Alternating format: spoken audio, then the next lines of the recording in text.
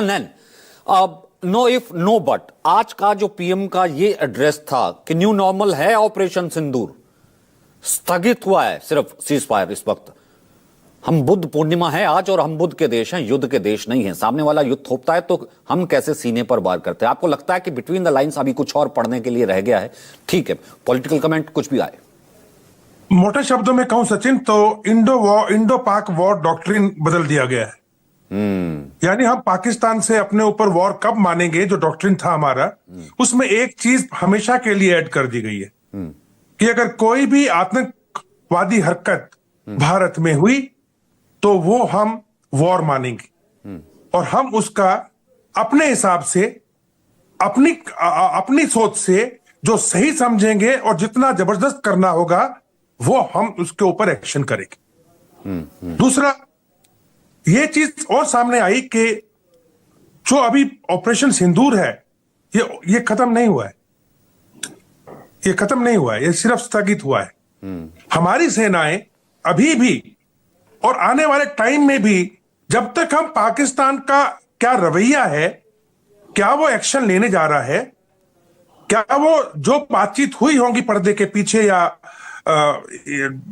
DGMO के level पे जो अंडरस्टैंडिंग बनी उसके पीछे जो बात रखी गई है, क्या वो उसके ऊपर अमल करता है, क्या वो टेरर इंफ्रास्ट्रक्चर के ऊपर कोई अमल कर रहा है, इन सब चीजों को बिल्कुल ध्यान से हम लोग देखेंगे।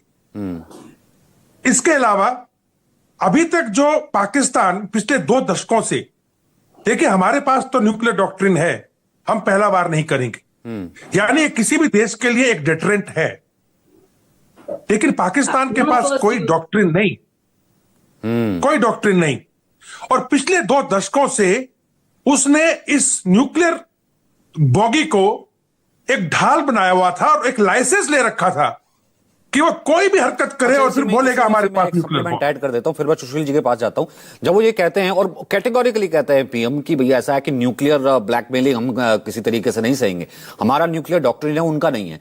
अब ऐसे में अगर वहां खड़े होकर के इसी संबोधन से पहले ट्रंप आकर के जो है वो कह देते हैं कि बहुत ज्यादा न्यूक्लियर वॉर होने का खतरा था, मैंने जो है इतने लाखों लोगों को जो है वो बचा लिया है, आई सेड हे गाइस, ये वो, मैं उस कंटेक्स्ट में क्या देखूं? उसका जवाब दे दिया पीएम ने कि मतलब वो किस कंटेक्स्ट में फिर वो लिख रहे हैं जिसको लेकर के जो है सवाल आ रहे थे, हालांकि वो क्लियर तो हुआ है। करण साहब देखिए, जो डोनाल्ड ट्रंप है, पिछले कुछ दिनों से वो कोशिश कर रहे थे कि रशिया जो है, जो पुतिन है, वो यूक्रेन के साथ में युद्ध बंद कर दे, घोषणा कर दे। कुछ बात ऐसी हुई थी कि शायद मंडे को या आज के दिन कुछ टाल दिया गया था, कुछ था, और शायद उनके हाथ इस बीच भारत और पाकिस्तान के बीच जो ऑपरेशन सिंदूर चल रहा था उसके बीच में कुछ मसला, आप डोनाल्ड ट्रंप की नेचर जानते हैं, लेकिन एक पॉइंट है उनके, डोनाल्ड ट्रंप के जो 2 बार स्टेटमेंट उन्होंने दी है।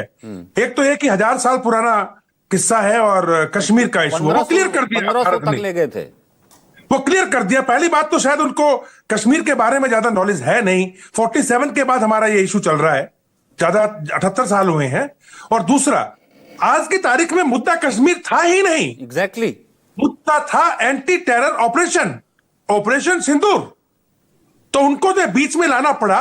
हो सकता है शहबाज शरीफ ने जो उसके गुणगान किए इनडायरेक्टली पाकिस्तान में, तो उनको अपनी जनता के बीच में बचाने के लिए कह दिया हो। एक पॉइंट में जरूर कहना चाहूंगा चलते चलते, आज की जो अनाउंसमेंट डोनाल्ड ट्रंप ने धमकी देने की कोशिश की है भारत जैसे देश को ट्रेड के बारे में, भाड़ में गया तुम्हारा ट्रेड। आज की तारीख में टैरिफ वॉर के बाद यूरोपियन यूनियन यहां आ चुकी है, सब लोग भारत की तरफ देख रहे हैं, पाक की चीन से परेशान हो चुके हैं। $500 बिलियन का जेडी वेंस यहां पे करार लेके आए थे, उसी दिन सऊदी अरेबिया में $100 बिलियन का करार हो रहा था। तो मैं समझता हूं कि सरकार को इसके ऊपर जरूर किसी भी वे में जो डिप्लोमेटिकली फिट हो, ये मैसेज एब्सोल्युटली जरूर पहुंचा देना चाहिए। जाहिर सी बात है, क्यों नहीं इसको ऑब्जेक्शन मानता है। मैं आता हूं शाजिया, एक सेकंड में इसी को, क्योंकि डिप्लोमेटिकली भी इसे समझ लेते हैं ना, मतलब सुशील